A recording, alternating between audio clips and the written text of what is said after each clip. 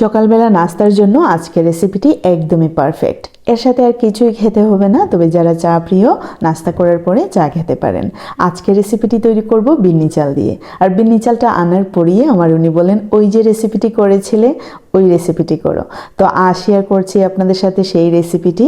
অনেক সুস্বাদু হয়ে খেতে, আশা করি সবার ভালো লাগবে। তো এখানে 2 কাপ পরিমাণে বিন্নি চাল নিলাম, আর কিছুটা মসুর ডাল আর কিছুটা মুগ ডাল। এখানে আপনারা ডাল স্কিপ করতে পারেন, অনেক সময় আমি ডাল দিই না। এখন হচ্ছে পানিটা স্বচ্ছ হওয়ার আগ পর্যন্ত সমস্ত উপকরণ ধুয়ে নিতে হবে। এখানে নিয়ে নিচ্ছি 4টি ডিম। আর হ্যাঁ, এই রেসিপিটি একদমই সহজ, একদমই যে কেউই তৈরি করে নিতে পারবেন, অনেক সুস্বাদু হবে। আর হ্যাঁ, এই রেসিপিটি দেখতে সাধারণ হলেও এটা একমাত্রই আমার রেসিপি। একবার হলেও ট্রাই করবেন, আশা করি অনেক ভালো লাগবে। তো হচ্ছে আমি একটি প্যানে পেঁয়াজ দিয়ে দিলাম প্রায় হাফ কাপ পরিমাণে, প্রায় 5টির মতো এলাচ, 3 টুকরো দারুচিনি, কাঁচামরিচ দিলাম আর তেজপাতা। তেল দিয়ে দিলাম কিছুটা পরিমাণে, এইখানে প্রায় হাফ কাপ পরিমাণে হবে। এখন সমস্ত উপকরণ কিছুটা ভেজে নিচ্ছি। 1 টেবিল চামচ পরিমাণে হলুদের গুঁড়ো দিয়ে দিলাম আর মরিচের গুঁড়ো স্বাদ মতো। এইখানে আহামরি কোনো মশলা দিতে হবে না, লবণ স্বাদ মতো দিলাম। এখন আবারও একটু মিশিয়ে নিচ্ছি। পেঁয়াজ যেন পুড়ে না যায় সেই দিকে খেয়াল রাখতে হবে। এই মুহূর্তে দিয়ে দিচ্ছি ডিমের মিশ্রণ। ডিমটাকে খুব ভালো করে ফেটিয়ে নিয়েছিলাম, আপনারা নিশ্চয়ই দেখেছেন। এই পর্যায়ে চুলার আগুন মিডিয়াম টু লো ফ্লেমেতে আছে।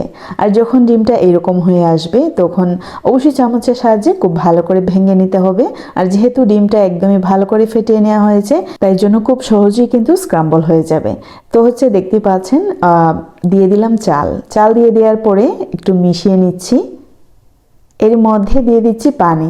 যেহেতু বিন্নি চাল খুব বেশি একটা বাড়ে না, তাই জন্য আমি বড় পাত্র সেট করে নিই।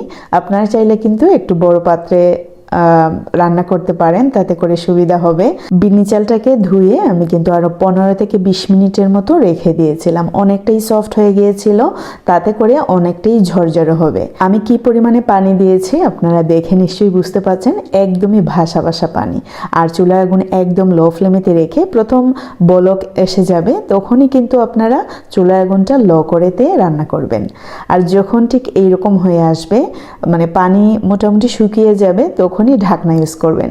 একদমই সেদ্ধ হয়ে যাবে, তাতে করে ঝরঝরেও হবে, কোনো ঝামেলা হবে না।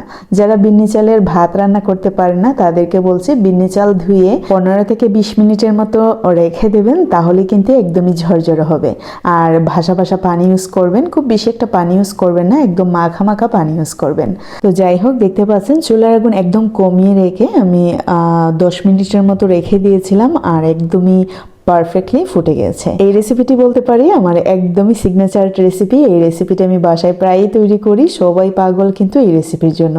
যতটা তৈরি করি একদমই আলহামদুলিল্লাহ উঠে যায়। বিন্নি চাল প্রিয় মানুষদেরকে বলছি, এই রেসিপিটি অবশ্যই বাসায় একবার ট্রাই করবেন আর কমেন্টস করে জানাবেন। আজকে এ পর্যন্তই। See you in the next video. Till then bye, আল্লাহ হাফেজ। সবাই ভালো থাকবেন, সুস্থ থাকবেন।